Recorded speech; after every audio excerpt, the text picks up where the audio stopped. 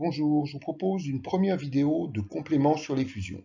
L'objet de cette vidéo, très courte, est de savoir si les apports de la société absorbée à la société absorbante doivent se faire sur base comptable ou sur base économique. Alors, dans ma vidéo sur les aspects comptables et financiers des fusions, j'évoque 4 cas.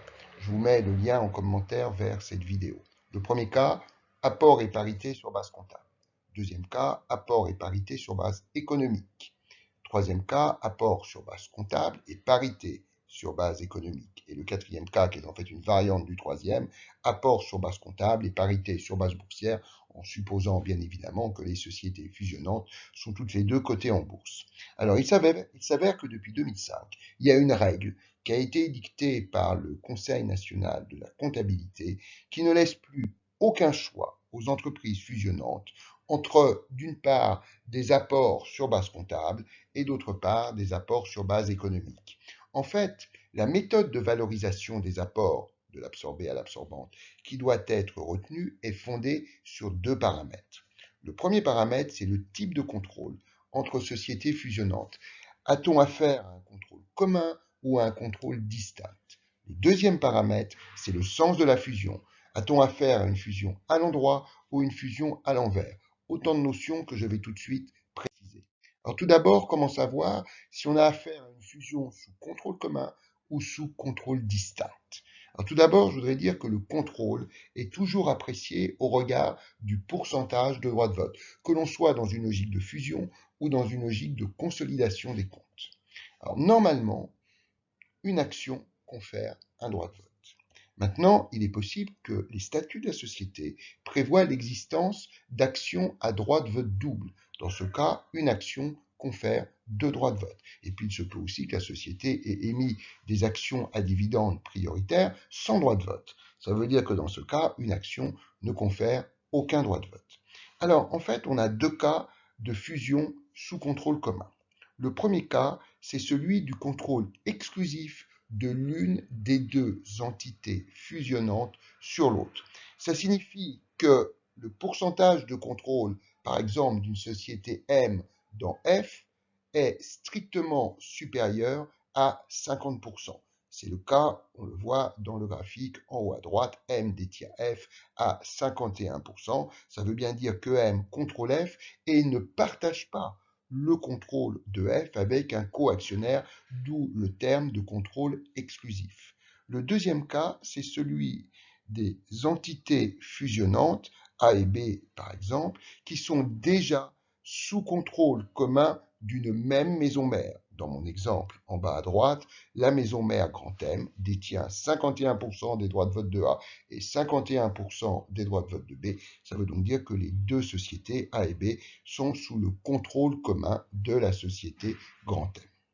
Dans tous les autres cas, on parle de contrôle distinct. Alors maintenant, quand est-ce qu'on a affaire à une fusion à l'endroit ou à une fusion à l'envers?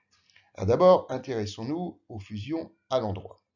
Alors on a une fusion à l'endroit lorsque l'actionnaire principal de l'absorbante conserve le contrôle de la société à l'issue de la fusion-absorption.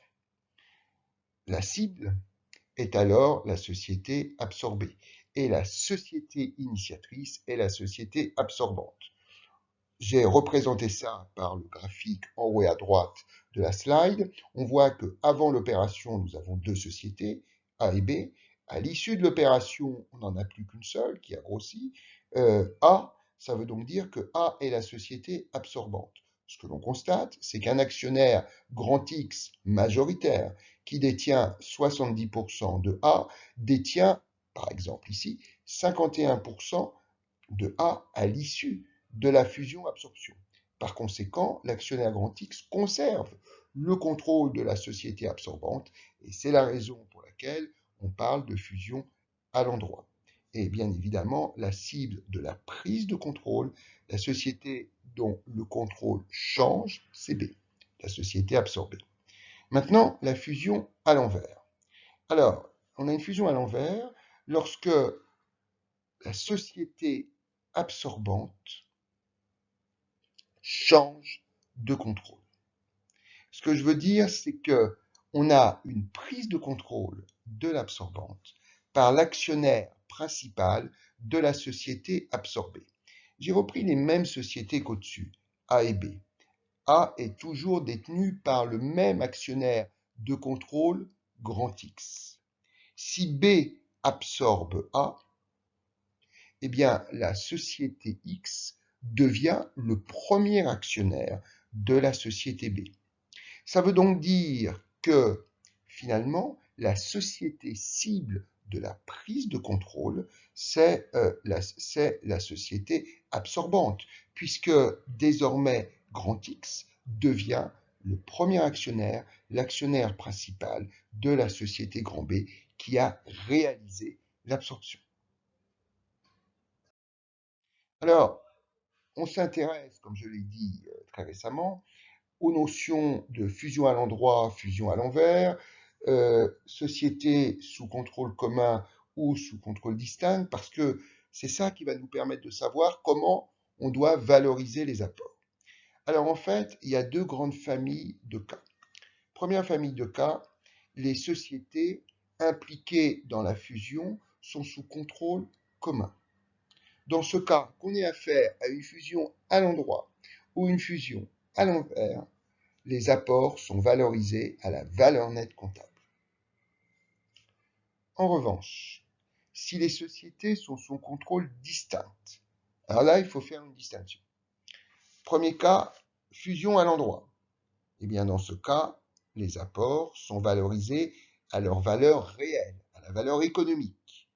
Alors que si on a une fusion à l'envers, alors là, on valorise les apports à la valeur nette comptable. Alors, j'ai représenté en bas de la slide des exemples de cas d'apport à la valeur réelle, c'est-à-dire les cas dans lesquels, premièrement, on a affaire à des sociétés sous contrôle distinct et deuxièmement, on envisage une fusion à l'endroit. Alors, on est bien dans ce cas.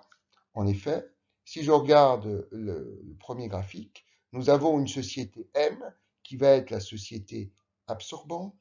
On peut penser qu'à l'issue de cette opération, eh bien, l'actionnaire principal de M gardera le contrôle de M. Et par ailleurs, nous pouvons dire que les sociétés sont sous contrôle distinct puisqu'elles n'ont aucun lien entre elles.